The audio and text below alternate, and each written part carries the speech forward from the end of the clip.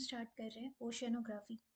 इसमें सबसे पहले हाइड्रोस्फेयर अर्थ के टोटल सरफेस एरिया का 71% इज हाइड्रोस्फेयर। हाइड्रोस्फेयर अर्थ की टोटल सरफेस एरिया का 71% है। हम पहले भी पढ़ते थे, 3/4 के अराउंड बोलते थे कि अर्थ का जो पार्ट है 3/4 के अराउंड वो वाटर है। तो हाइड्रोस्फेयर जो है that is 71% of total surface area of earth. Earth की टोटल सरफेस एरिया का 71% इज हाइड्रोस्फेयर। अब मेजरली जो वाटर है वो 5 ओशियंस में है। ओशियंस जो है वो 5 ओशियंस सीक्वेंस में याद करेंगे: Pacific, Atlantic, Indian, southern and Arctic. ये इनके साइज के हिसाब से पैसिफिक ओशन सबसे बड़ा है, then Atlantic, then Indian, then Southern and Arctic. इसके लिए मैं एक न्यूमोनिक बना रखा हूँ which is paisa, PAISA। P for Pacific, A for Atlantic, I for Indian, S for Southern and A for Arctic. ठीक है, so Pacific, Atlantic, Indian, Southern, Arctic. Pacific, Atlantic, Indian, Southern, Arctic. अब यहाँ पर सबसे पहले हम पढ़ रहे हैं ओशन और उस पे जो रिलीफ फीचर्स बने हुए हैं। ओशन और उस पर जो डिफरेंट स्ट्रक्चर्स बना हुआ है ना, जो रिलीफ फीचर्स हैं उसके बारे में पढ़ रहे हैं। सो ओशन रिलीफ जो क्रिएट हुआ है it is because of plate tectonics, volcanic eruption की वजह से, इरोशनल फीचर्स हैं, डिपोजिशनल प्रोसेसेस की वजह से। तो इन सारे जियोमॉर्फिक प्रोसेसेस की वजह से, ठीक है, ओशन रिलीफ क्रिएट हुआ है प्लेट टेक्टोनिक्स के थ्रू, वॉल्केनिज्म के थ्रू, इरोशनल और डिपोजिशनल प्रोसेसेस की वजह से। जब हम बात करते हैं the average depth of ocean and the average height of lithosphere, average depth जो है ओशन की वो 3800 मीटर्स है, जबकि एवरेज हाइट लिथोस्फेयर की एवरेज हाइट 840 मीटर्स है। एवरेज डेप्थ ऑफ ओशन की एवरेज डेप्थ 3800 मीटर्स की है। Average depth of ocean is 3800 metres and average height of lithosphere is 840 metres. 840 metres. अब जिस पर यूपीएससी बार बार क्वेश्चन पूछती है that is water on earth. This is very very important. Water on earth, water on earth. Earth पे जब हम वाटर की बात करते हैं, सबसे ज़्यादा water 97.3% of water is present in oceans. Oceans में 97.3% वाटर प्रेजेंट है। 97.3% वाटर ओशंस में प्रेजेंट है और ये वाटर सलाइन है। ये सलाइन वाटर है। ओशंस में जो वाटर है वो सलाइन होता है। 97.3% ओशंस में वाटर प्रेजेंट है। बाकी जो बच गया वो हमारे फ्रेश वाटर का सोर्स होगा। तो बाकी जो है उसका सीक्वेंस देखते हैं। उसके बाद सबसे ज़्यादा आइस कैप्स में टोटल वाटर का 2% रहता है। 2%, टोटल वाटर का 2% इज इन आइस कैप्स। और जो फ्रेश वाटर है क्रायोस्फेयर जो है that comprises of 69% of fresh water. I think वो आगे होगा। सो क्रायोस्फेयर में ऑलमोस्ट 69% के आसपास फ्रेश वाटर है। ठीक है, सो आइस कैप्स नेक्स्ट हो गया। सो ओशियंस में सबसे ज़्यादा वाटर है। ओशियंस में 97.3% वाटर है। देन आता है आइस कैप्स। आइस कैप्स के बाद आता है ground water. Ground water, ground water के बाद जो फ्रेश वाटर लेक्स हैं, फ्रेश वाटर लेक्स। उसके बाद में जो इनलैंड और ये सॉल्ट लेक्स हैं। उसके बाद एटमॉस्फेयर और सबसे लास्ट में रिवर्स। तो ice caps, then ground water, then fresh water lakes, then inland seas and salt lakes, फिर एटमॉस्फेयर एंड सबसे लास्ट में रिवर्स। रिवर्स में 0.0001% वाटर प्रेजेंट है। ये सीक्वेंस याद करना है बिकॉज यूपीएससी क्वेश्चन पूछती है।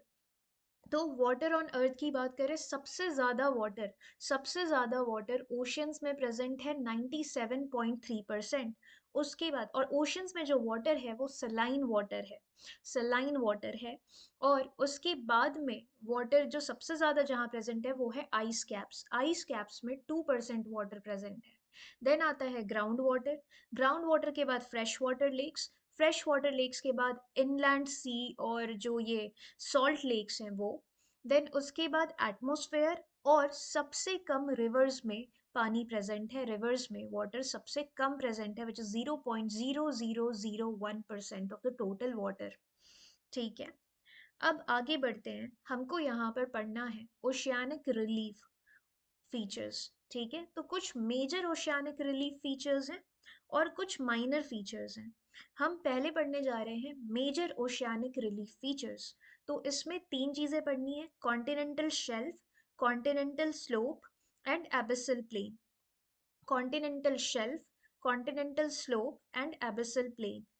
मैं पहले यहाँ दिखा देता हूँ। यहाँ पे ये जो पार्ट दिख रहा है, जो जेंटल स्लोप वाला, ये मेरा कॉन्टिनेंट है। और जब ये जो एक्सटेंडेड पार्ट होता है कॉन्टिनेंट का जो एक्सटेंडेड पार्ट है, वही है कॉन्टिनेंटल शेल्फ, जहाँ पर स्लोप बहुत जेंटल रहता है। लगभग 1 से 2 डिग्री के आसपास का स्लोप रहता है। ठीक है, फिर इसके बाद जो स्टीपर पार्ट दिख रहा है, दैट इज कॉन्टिनेंटल स्लोप। ठीक है, दैट इज कॉन्टिनेंटल स्लोप। तो अभी यहाँ पे पढ़ लेते हैं कॉन्टिनेंटल शेल्फ। कॉन्टिनेंटल शेल्फ जो है, that is submerged extension of continent. Continent का ही सबमर्ज्ड एक्सटेंशन है। और जैसा मैं कह रहा था कि ये बहुत जेंटल स्लोप रहता है, इसका सिर्फ 1 से 2 डिग्री का ही स्लोप रहता है, जेंटल स्लोप रहता है यहाँ पर। तो कॉन्टिनेंटल शेल्फ जो है, that is submerged extension of continent with gentle slope that is around 1 to 2 degrees. Width इसकी वैरी करती है। ऐसा है कि कॉन्टिनेंटल शेल्फ वाइडर होगा जो एरियाज टेक्टोनिकली स्टेबल हैं, जो एरियाज टेक्टोनिकली एक्टिव हैं, वहां पर कॉन्टिनेंटल शेल्फ नैरो होगा।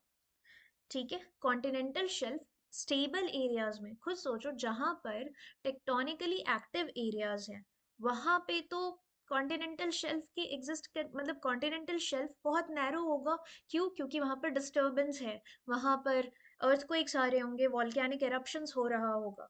ठीक है, तो जहाँ पे भी एक्टिव प्लेट बाउंड्रीज हैं, जहाँ पे भी एक्टिव प्लेट बाउंड्रीज हैं, वहां पर नैरो रहता है continental shelf and even continental slope.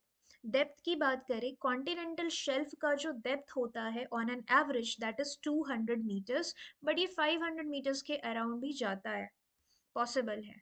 It is composed of continental crust and sedimentary deposits. कैसे? अगर मान लो रिवर आ रही है कहीं से, क्योंकि ये जेंटल स्लोप है ना, तो यहाँ पर सेडिमेंट्री डिपॉजिट्स यहाँ पर रह सकते हैं, सेडिमेंट्री डिपॉजिट्स यहाँ पर रह सकता है। तो it is composed of continental crust and sedimentary deposits. क्योंकि यहाँ पर सेडिमेंट्री डिपॉजिट्स हैं, तो ये बहुत ज़्यादा मिनरल रिच रहता है। कुछ फीचर्स भी यहाँ एग्जिस्ट करते हैं। फीचर्स जैसे कि वैली यहाँ पर एग्जिस्ट कर सकती है, रिजेस हो सकता है, कैनियंस हो सकता है। कैनियंस अभी आगे बताऊंगा क्या है। एक्सोजेनिक एक्शन के थ्रू ये मोस्टली फॉर्म हो रहे होते हैं ये features. Exogenic action, exogenic forces, endogenic जो अर्थ के अंदर से फोर्सेस लग रही है, एक्सोजेनिक जो आउटसाइड इंटीरियर ऑफ अर्थ की वजह से नहीं, बाहर के जो फैक्टर्स हैं उसकी वजह से। इकोनॉमिक सिग्निफिकेंस देखेंगे। इकोनॉमिक सिग्निफिकेंस, इस एरिया में सेडिमेंट्री डिपॉजिट्स हैं, मिनरल्स हैं, काफ़ी रिच है, न्यूट्रिएंट रिच भी रहता है, तो यहाँ पर कॉमर्शियल फिशिंग होती है। इन एरियाज में कॉमर्शियल फिशिंग होती है। और ये हाइड्रोकार्बन रिसोर्स की तरह भी काम कर, यहाँ पर हाइड्रोकार्बन रिसोर्सेज भी प्रेजेंट रहते हैं। हाइड्रोकार्बन रिसोर्सेज यहाँ पे मिलता है, ऑयल और गैस रिजर्व्स रहता है। क्योंकि यहाँ पर बायोडाइवर्सिटी हाई है, तो टूरिज्म भी होगा। बायोडाइवर्सिटी हाई है तो टूरिज्म भी होगा। कुछ एग्जाम्पल्स दे रखे हैं, जैसे नॉर्थ सी, नॉर्थ सी में वाइडर कॉन्टिनेंटल शेल्फ है, वहाँ ऑयल और गैस रिजर्व्स देखने को मिलता है। गल्फ ऑफ मेक्सिको, वहाँ पर मेजर ऑयल प्रोड्यूसिंग रीजन्स हैं। ग्रेट बैरियर रीफ, वहाँ पर कोरल रीफ, दुनिया का सबसे बड़ा कोरल इकोसिस्टम वहां पर है, ग्रेट बैरियर रीफ। ठीक है, सो हमने पढ़ा continental shelf. Continental shelf submerged extension है कॉन्टिनेंट का, जिसका जेंटल स्लोप होता है 1 से 2 डिग्रीज का। विड्थ इसकी वैरी करती है, जहां पर टेक्टोनिकली स्टेबल एरियाज होंगे, टेक्टोनिकली पैसिव एरियाज कह लो, एक्टिव एरियाज नहीं है, टेक्टोनिकली एक्टिव एरियाज में ये नैरो रहेगा। जो टेक्टोनिकली स्टेबल, जो स्टेबल एरियाज हैं, वहां पर ये वाइडर रहेगा। डेप्थ की बात करें तो डेप्थ इसकी average, on an average 200 meters की होती है, बट अप टू 500 भी जा सकता है। It is composed of continental crust and sedimentary deposits, इसलिए ये मिनरल रिच है, मिनरल रिच है, न्यूट्रिएंट रिच होता है। तो यहाँ पर कॉमर्शियल फिशिंग भी होती है, कॉमर्शियल फिशिंग होती है। यहाँ पर हाइड्रोकार्बन रिसोर्सेज मिलते हैं, कॉन्टिनेंटल शेल्फ में हाइड्रोकार्बन रिसोर्सेज मिलता है। तो यहाँ पर ऑयल और गैस रिजर्व्स मिलते हैं, ऑयल और गैस रिजर्व्स मिलते हैं। क्योंकि बायोडाइवर्सिटी हाई है तो टूरिज्म के लिए भी इम्पॉर्टेंट है, टूरिज्म के लिए भी इम्पॉर्टेंट है। कुछ एरियाज हमने देखे, कुछ एग्जांपल्स देखे, नॉर्थ सी हो गया, गल्फ ऑफ मेक्सिको हो गया, ग्रेट बैरियर रीफ हो गया। ठीक है, ग्रेट बैरियर रीफ में हमको कोरल रीफ्स दिखते हैं। फिर गल्फ ऑफ मेक्सिको और नॉर्थ सी में आपको वो oil producing areas, oil reserves, ये सब दिखते हैं। अब आते हैं कॉन्टिनेंटल स्लोप पर। कॉन्टिनेंटल स्लोप, जैसा मैं पहले डायग्राम में दिखा चुका हूँ, ये थोड़ा स्टीपर रहता है, स्टीपर रहता है। ठीक है, तो ये स्टीपर स्लोप्स हैं। ठीक है, ये स्टीपली स्लोपिंग ट्रांजिशन जोन है, this is a transition zone between continental shelf and deep sea floor. अगर यहाँ देखोगे, ये एक ट्रांजिशन जोन है। अब यहाँ पे डीप सी पे पहुंच रहे हैं ना, इधर एबिसल प्लेन होता है।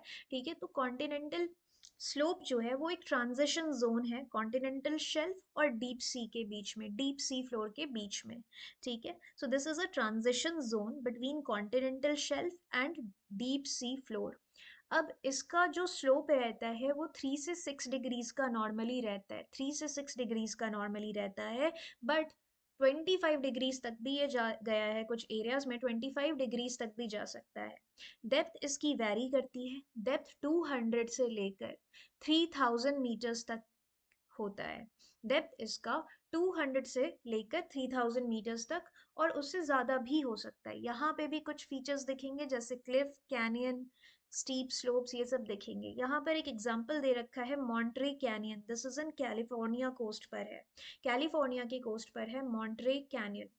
ठीक है, सो कॉन्टिनेंटल स्लोप ये थोड़ा ज़्यादा steeper compare to continental shelf, ये स्टीपर होता है। इसका जो स्लोप है ये 3 to 6 डिग्रीज का होता है, कहीं कहीं ये 25 डिग्रीज भी है। डेप्थ इसकी 200 से 3000 मीटर्स की होती है, बट उससे ज़्यादा भी हो सकती है।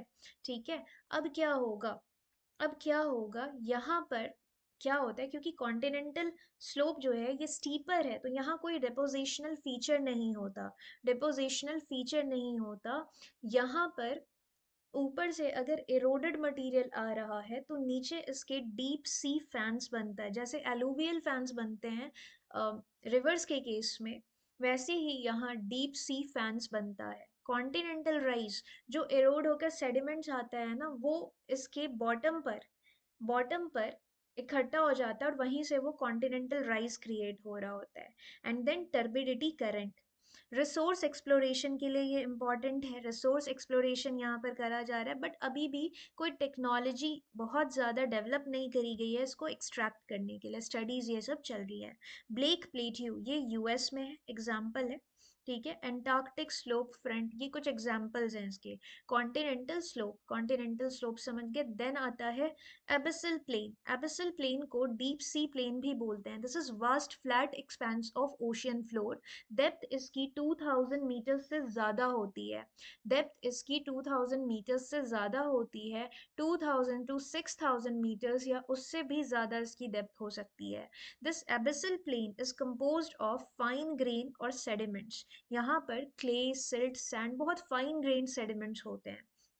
एबिसल प्लेन जो है इसकी डेप्थ 2000 से ज़्यादा होती है, 6000 मीटर्स तक या उससे भी ज़्यादा हो सकती है। Composed of fine grain sediments, clay, silt, sand. Biological activity की बात करूँ तो ये बेंथिक ऑर्गेनिजम्स को सपोर्ट करता है, वैसे ऑर्गेनिज्म जो हाई प्रेशर, लो लाइट और कोल्ड टेम्परेचर पर सरवाइव कर सकते हैं, वैसे ऑर्गेनिजम्स जो अडेप्टेड हैं हाई प्रेशर, लो टेम्परेचर और सॉरी हाँ, low temperature, that is cold temperature और लो लाइट कंडीशंस में। क्योंकि इन एरियाज में लाइट तो पहुंचेगा नहीं, फोटिक जोन तक ही लाइट पहुंचता है, फोटिक जोन तक ही लाइट पहुंचता है ओशियन में, उसके नीचे लाइट नहीं पहुंचता। ऊपर से यहाँ हाई प्रेशर कंडीशंस होंगी, तो ये वैसे ऑर्गेनिजम्स को सपोर्ट करता है जिसको हम बेंथिक ऑर्गेनिजम्स बोलते हैं, जो हाई प्रेशर, लो लाइट और कोल्ड टेम्परेचर कंडीशंस में सरवाइव कर सकते हैं। They are adapted to extreme conditions, जैसे कि डीप सी कोरल्स, स्पॉन्जेस हो गए, ठीक है, एकिनोडर्म्स, ये सारे ऑर्गेनिजम्स हैं जो यहाँ पर सरवाइव कर सकते हैं, बेंथिक ऑर्गेनिजम्स को ये सपोर्ट करता है। यहाँ पर मिनरल्स की बात करें तो एबिसल प्लेन में पॉलीमेटालिक नोड्यूल्स मिलता है। पॉलीमेटालिक नोड्यूल्स का रोल हम डार्क फोटोसिंथेसिस में पढ़ेंगे। डार्क फोटोसिंथेसिस में पॉलीमेटालिक नोड्यूल्स का रोल पढ़ेंगे। Then manganese crust and hydrothermal vent deposits. Hydrothermal vent deposits, तो यहाँ पर मिनरल्स जो मिल रहे हैं उसमें polymetallic nodules, manganese crust and hydrothermal vent deposits. Hydrothermal vent deposits, hydrothermal vent deposits. ठीक है। जियोलॉजिकल प्रोसेसेस यहाँ जो इन्वॉल्व है, जियोलॉजिकल प्रोसेसेस सेम चीज़ है ना जो बाकी जगहों पे भी हो रही है। सेडिमेंटेशन होगा टेक्टोनिक्स की वजह से, एरोशन होगा, ये सारी चीज़ें यहाँ पे भी है। ठीक है। अब क्योंकि यहाँ पर जो मिनरल्स हैं इनका एक्सट्रैक्शन अभी चैलेंजिंग है, एक्सट्रैक्शन चैलेंजिंग है। तो हमने पढ़ा major oceanic relief features, continental shelf, continental slope and abyssal plain. Abyssal plain, ठीक है। एबिसल प्लेन को डीप सी प्लेन भी बोलते हैं। जब आप डेप्थ्स देखोगे तो कॉन्टिनेंटल शेल्फ जो है उसका जो डेप्थ है वो 200 मीटर्स का एवरेज रहता है, बट अप टू 500 मीटर्स भी ये जा सकता है। कॉन्टिनेंटल स्लोप के केस में हमने देखा कि ये 200 मीटर्स से लेकर 3000 मीटर्स के बीच में है, उससे ज़्यादा भी हो सकता है। एबिसल प्लेन जो है ये, इसकी डेप्थ 2000 मीटर्स से ज़्यादा रहती है, 2000 मीटर्स से ज़्यादा रहती है। इसके लिए कॉन्टिनेंटल शेल्फ के लिए जो स्लोप है वो 1 से 2 डिग्रीज का है, 1 से 2 डिग्रीज का है। कॉन्टिनेंटल स्लोप के लिए, कॉन्टिनेंटल स्लोप के लिए 3 to 6 डिग्रीज का रहता है, और कहीं कहीं 25 डिग्रीज भी होता है। यहाँ पर कॉन्टिनेंटल स्लोप के केस में कोई डेपोजिशनल फीचर नहीं रहेगा। यहाँ पर सेडिमेंट्स रहते हैं कॉन्टिनेंटल शेल्फ में क्योंकि जेंटल स्लोप है, सेडिमेंट्स वहाँ पर आता है, सेडिमेंट्री डिपॉजिट्स रहता है, इसीलिए ये मिनरल रिच है। ठीक है। न्यूट्रिएंट्स यहाँ पे हैं तो न्यूट्रिएंट्स की वजह से यहाँ पर कॉमर्शियल फिशिंग ग्राउंड्स भी मिलता है, कॉमर्शियल फिशिंग ग्राउंड्स होते हैं यहाँ पर। तो continental shelf one of the fishing grounds हो गया, कॉन्टिनेंटल शेल्फ। और कहाँ फिशिंग ग्राउंड हो सकते हैं जहाँ पर अपवेलिंग होगा कोल्ड वाटर का, और दूसरा जहाँ पर warm and cold ocean currents मिलेंगे वहाँ पर फिशिंग ग्राउंड होगा। तो ये हो गया कॉन्टिनेंटल स्लोप, हमने देख लिया। जहाँ पर कॉन्टिनेंटल स्लोप के केस में अगर कहीं कैनियंस बन रहा है तो वो सेडिमेंट्री डिपॉजिट्स नीचे आकर इकट्ठा हो जाता है कॉन्टिनेंटल स्लोप के नीचे, एंड वहाँ पर बनता है कॉन्टिनेंटल स्लोप में क्या बनता है, that is deep sea fans. Then continental rise अभी हम पढ़ेंगे माइनर फीचर्स में, कॉन्टिनेंटल माइनर रिलीफ वाले में पढ़ेंगे कॉन्टिनेंटल राइज। ठीक है। देन एबिसल प्लेन हमने पढ़ लिया, वहां पर फाइन ग्रेन्स इकट्ठा होते हैं, fine grain sediments, clay, silt, sand, ये सब। बायोलॉजिकल एक्टिविटी में पढ़ा कि बेंथिक ऑर्गेनिजम्स को ये सपोर्ट करता है जो एक्सट्रीम कंडीशंस में रह सकती हैं। एग्जाम्पल पढ़ा था डीप सी कोरल, स्पॉन्जेस और एकिनोडर्म्स। मिनरल्स में हमने पॉलीमेटालिक नोड्यूल्स पढ़ लिया जो डार्क फोटोसिंथेसिस के लिए रिस्पॉन्सिबल, डार्क फोटोसिंथेसिस वहाँ पर होता है उससे रिलेटेड है। Manganese crust, hydrothermal vent deposits. Extraction difficult है इन मिनरल्स का जियोलॉजिकल प्रोसेस में, सेडिमेंटेशन, टेक्टोनिक्स एंड एरोजन। अब आओ next, minor ocean relief features. Minor ocean relief features, तो सबसे पहले यहाँ पर देख रहे submarine canyons. Submarine canyons क्या है, अब जैसे यहाँ देखो, this is the coastline. ठीक है। ये कोस्ट लाइन है, यहाँ पर वेव एक्शन की वजह से या फिर कोई रिवर फ्लो कर रहा है तो ये पार्ट एरोड होता है। ये जो एरोड होकर वैली सा स्ट्रक्चर बन रहा है इसी को ही बोलते हैं सबमरीन कैनियन। ठीक है। तो ये ट्रेंचेस हैं और ये सबमरीन कैनियन है। अगर मैं देखूँ तो कोस्ट के पैरेलल ट्रेंचेस दिखते हैं, और कोस्ट के परपेंडिकुलर सबमरीन कैनियंस दिख रहा है। ठीक है। तो दोनों ही डीपर है, डीप दोनों ही होते हैं, ट्रेंचेस हो सबमरीन कैनियन हो, दोनों ही डीप हैं, वी शेप दिख रहा है। लेकिन एक डिफरेंस ये देख सकते हैं कि कोस्ट के पैरेलल रहता है ट्रेंच, और सबमरीन कैनियंस इसके परपेंडिकुलर है ऑलमोस्ट। ठीक है। वेव एक्शन की वजह से रिवर फ्लो कर रहा है तो उसकी वजह से ये बनेगा। तो डीप स्टीप साइडेड वैलीज जो होती हैं उसको बोलते हैं submarine canyons. This is cut into continental slope. Continental slope वाला जो एरिया रहता है उधर पे ये कट होता है, एक्सटेंडिंग अक्रॉस कॉन्टिनेंटल शेल्फ, और कभी कभी एबिसल प्लेन में भी दिख सकता है। फॉर्मेशन इरोशनल प्रोसेसेस की वजह से, जैसे टर्बिडिटी करंट्स की वजह से, अंडर वाटर लैंडस्लाइड आ जाए उसकी वजह से, वेव एक्शन की वजह से और रिवर डिस्चार्ज की वजह से भी। ठीक है, इसकी वजह से ये फॉर्म होता है।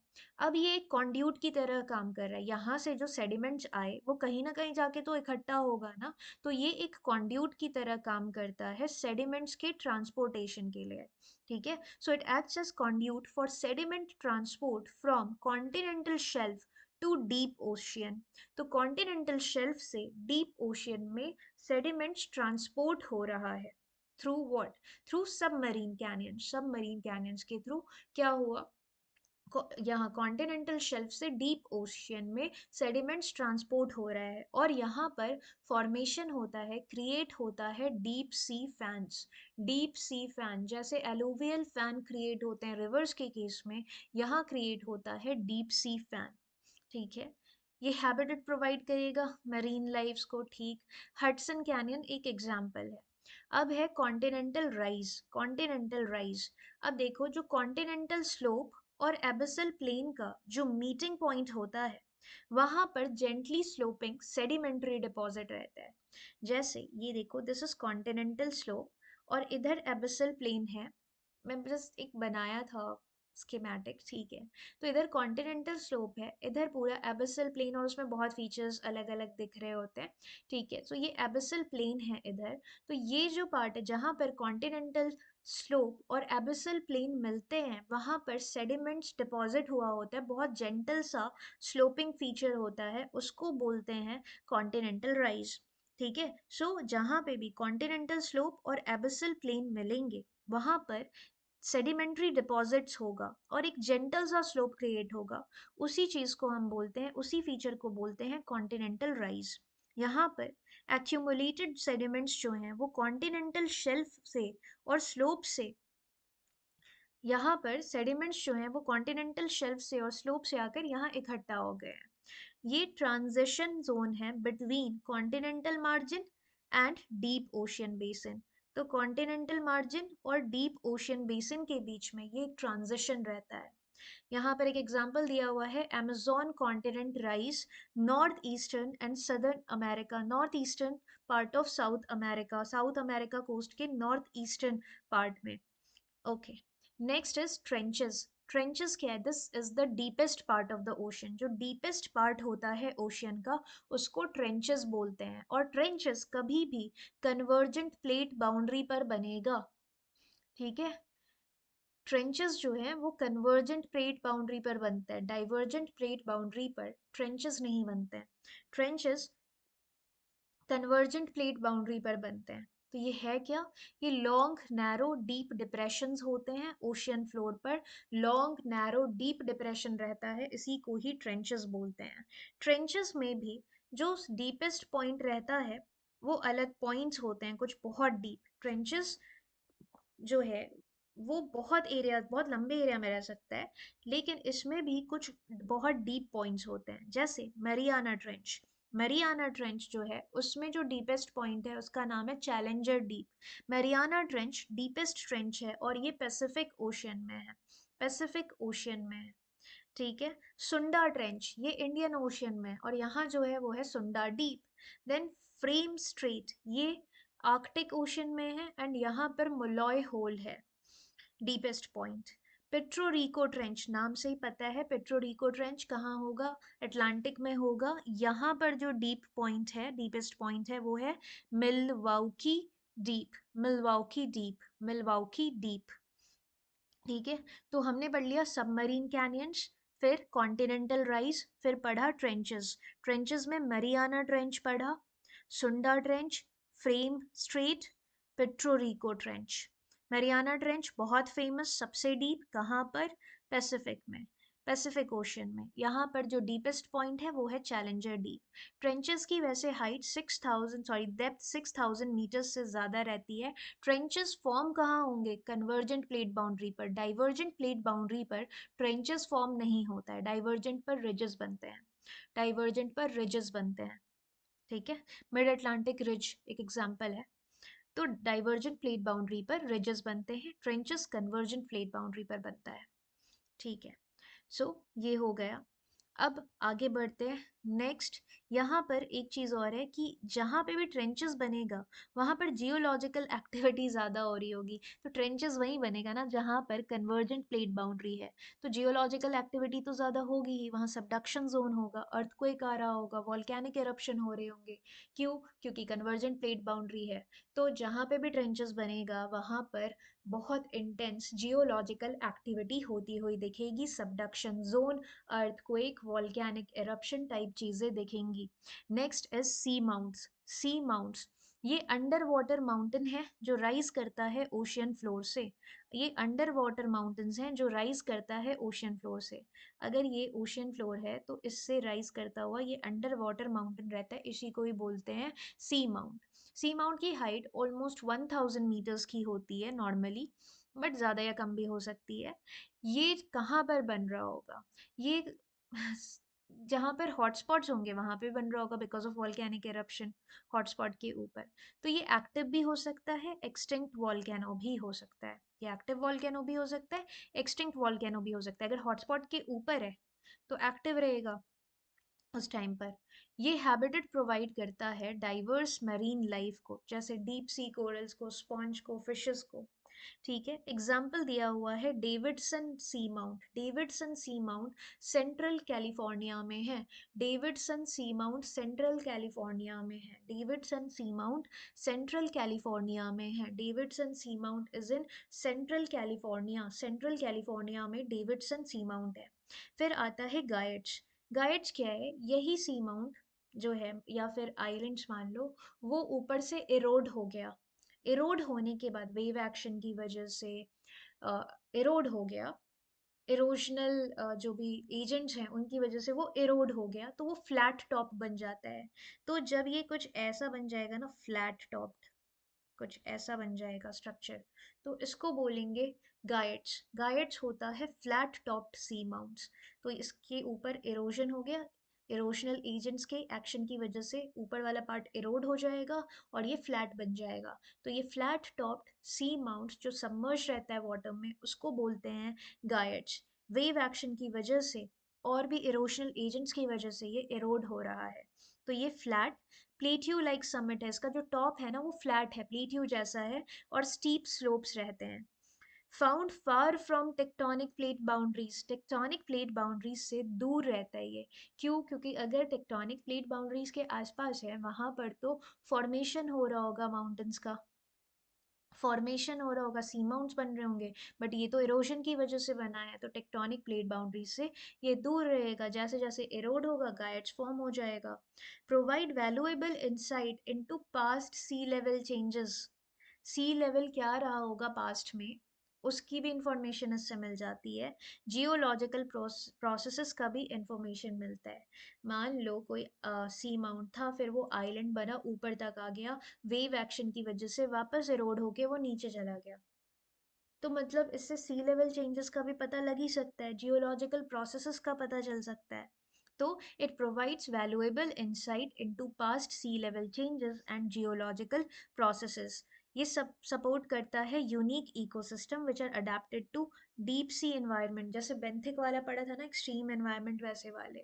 एम्पेरर सी माउंट, ये Emperor seamount Hawaiian island के पास, नॉर्थ पैसिफिक में हवाईयन आइलैंड के पास एम्पेरर सी माउंट है। जैसे चैलेंजर डीप, चैलेंजर डीप हमने पढ़ा पैसिफिक ओशियन में, कहाँ पर? मैरियाना ट्रेंच का डीपेस्ट पॉइंट है चैलेंजर डीप, पैसिफिक ओशियन में। सुंडा ट्रेंच कहाँ है? इंडियन ओशियन में है, उसका डीपेस्ट पॉइंट है सुंडा डीप। पेट्रो रिको ट्रेंच वहां पर मिलवाउकी डीप है। ठीक है, कहाँ? पेट्रो रिको ट्रेंच में, that is in Atlantic ocean. और अभी हमने पढ़ा emperor seamount. Emperor seamount Hawaiian island के पास, नॉर्थ पैसिफिक में हवाईयन आइलैंड के पास में है। नॉर्थ पैसिफिक में हवाईयन आइलैंड के पास में है एम्पेरर सी माउंट। एम्पेरर सी माउंट, ठीक है, ये हो गया। फिर आते हैं गायट्स और सी माउंट्स जो हैं ये कहाँ पर बनेगा? ये बनता है मोस्टली डाइवर्जेंट प्लेट बाउंड्रीज पर और कंजर्वेटिव प्लेट बाउंड्रीज के आसपास। डाइवर्जेंट प्लेट बाउंड्रीज पर और हॉट स्पॉट्स के पास में बनता है। ठीक है, ए ओशियन ओशियन कन्वर्जेंस के केस में भी आसपास में मिल सकता है गायर्ड्स और seamounts, but ocean ocean convergence के केस में ओशियन ओशियन कन्वर्जेंस के केस में चेन ऑफ आइलैंड्स आर्कीपेलागो भी तो बनता है शायद, एक बार देखूंगा उसको। ठीक है, ओके। नेक्स्ट आते, नेक्स्ट मैं नेक्स्ट वीडियो में कवर करूँगा। तो अभी के लिए इतना ही रहने देते हैं। This part is covered minor ocean relief features, या पढ़ लेता हूँ आगे टर्मिनोलॉजीज जो एसोसिएटेड हैं ओशंस के साथ, ये पार्ट खत्म ही हो जाएगा। तो terminologies associated with ocean, straight क्या है, जो जो नैरो वाटर बॉडी कनेक्ट करती हैं दो बिगर वाटर बॉडीज को। अगर कोई नैरो वाटर बॉडी है और वो दो बिगर वाटर बॉडीज को कनेक्ट कर रही है तो उसको हम कहते हैं स्ट्रेट। ठीक है, स्ट्रेट क्या है, नैरो वाटर बॉडी जो कनेक्ट करती है बिगर वाटर बॉडीज को। जैसे एग्जाम्पल के लिए हम ले लेते हैं straight of Babal मंदाब। Straight of बाबल मंदाब, एक तरफ रेड सी है और दूसरी तरफ गल्फ ऑफ एडन है। ठीक है, एक तरफ लेफ्ट साइड पर देखूंगा तो उधर रेड सी है एंड दूसरी तरफ गल्फ ऑफ एडन है। तो स्ट्रेट ऑफ बाबल मंदाब उनको कनेक्ट कर रहा है। तो नैरो वाटर बॉडी जो दो बिगर वाटर बॉडीज को कनेक्ट करती है उसको स्ट्रेट बोलते हैं। और पार्क स्ट्रेट एग्जाम्पल है, पार्क स्ट्रेट श्रीलंका की साइड पर दिखता है पार्क स्ट्रेट। ठीक है, देन उसके बाद इस्थमस। इस्थमस जस्ट इसी का ही लैंड का पार्ट ले लेते हैं। यहाँ पर ये नैरो स्ट्रिप ऑफ लैंड रहता है जो बड़े लैंड मासेस को कनेक्ट करता है, जैसे क्रा इस्थमस, क्रा इस्थमस। ठीक है, ये पढ़ेंगे मैपिंग में लोकेशन। Then archipelago. आर्कीपेलागो क्या है, ये चेन ऑफ आइलैंड्स हैं जो फॉर्म होता है इन द वाटर बॉडी, जो चेन ऑफ आइलैंड्स फॉर्म होता है। So chain of islands clustered together in a water body, इसको आर्कीपेलागो कहते हैं। जापानीज आर्कीपेलागो इसका एग्जांपल है। Lake, lake is a body of water जो सराउंडेड है लैंड से। ठीक है, तो लेक और पॉन्ड में डिफरेंस क्या है, लेक और पॉन्ड में डिफरेंस ये है कि लेक्स बहुत बड़े होते हैं, डीपर होते हैं, पॉन्ड्स उतने बड़े और डीपर नहीं रहते। एग्जाम्पल लेक बाइकाल रशिया में, वुलर लेक इंडिया में है, शायद झेलम रिवर के ऊपर है वुलर लेक। ठीक है, फिर आता है बे और गल्फ। ठीक है, बे और गल्फ, ये दोनों जो हैं ये वाटर वाला एरिया है। ठीक है, जो सराउंडेड है पार्टली लैंड से, लेकिन जो गल्फ है वो नैरोअर रहता है बे से, और बे जो है थोड़ा वाइडर रहेगा गल्फ से। जैसे इंडिया के केस में देखो, इंडिया के केस में बे ऑफ बंगाल, और दूसरी तरफ आ, ये इस साइड क्या है, गल्फ ऑफ खम्बत भी है ना। तो दोनों, गल्फ ऑफ कच्छ भी अगर देख ले, गल्फ ऑफ कच्छ, और दूसरी तरफ बे ऑफ बंगाल, तो बे बहुत बड़ा एरिया है, गल्फ कंपैरेटिवली नैरोअर है। Cape, cape is curved piece of land जो एक्सटेंडेड होता है वाटर बॉडी में। केप क्या है कि लैंड है, मान लो ये लैंड है, लैंड, और ये कुछ ऐसे पार्ट एक्सटेंडेड है वाटर बॉडी में, तो दिस विल बी, ये जो पार्ट होगा कर्व्ड पार्ट जो एक्सटेंडेड है वाटर बॉडी में, उसको केप बोलेंगे। जैसे Cape of Good Hope, India का जो सदर्न मोस्ट पॉइंट है that is Cape Comorin Kanyakumari में। केप कैमोरिन इंडिया का southernmost point, Cape Comorin. Peninsula, वो लैंड जो तीन साइड से वाटर से सराउंडेड होता है। Land surrounded by water on three sides is known as peninsula. Island, island क्या है, वो लैंड मास जो वाटर से सराउंडेड है, example is Lakshadweep. lagoon, lagoon is shallow water body which is separated from larger water body by barrier island और reef, किसी भी चीज से ये बहुत बड़ी जो लैंड है, बहुत बड़ा वाटर बॉडी से वो सेपरेटेड है, सॉरी, शैलो वाटर बॉडी जो सेपरेटेड है लार्जर वाटर बॉडी से बाय बैरियर आइलैंड और रीफ। चिलिका लेक एग्जाम्पल है लगून का, चिलिका लेक एग्जाम्पल है लगून का। तो यहाँ पर मैं ये डायग्राम बनाया था, this is continental shelf, this is continental slope, then continental rise. ये एरिया ट्रेंच वाला है, trench, Mariana trench deepest trench है। देन उसके बाद एम्पेरर, एम्पेरर क्या पढ़ा था, ये पढ़ा था ना, Emperor seamount. Emperor seamount, yes, this is in Pacific. फिर गायट्स पढ़ा था, फ्लैट टॉप सी माउंट्स होते हैं, आइलैंड्स होते हैं, देन ये मिड ओशियानिक रिज है, और ये एबिसल प्लेन है। Mid oceanic ridge divergent plate boundary पर बनता है, ओशियानिक रिजेस जो हैं वो डाइवर्जेंट प्लेट बाउंड्री पे बनते हैं। अब मैप देखकर कुछ कुछ चीज़ें मैप में याद करनी है, पैसिफिक, अटलांटिक और इंडियन ओशियन से रिलेटेड जो कुछ ट्रेंचेस के नाम है वो याद करने हैं, कुछ आइलैंड्स के नाम याद करने हैं। That's it.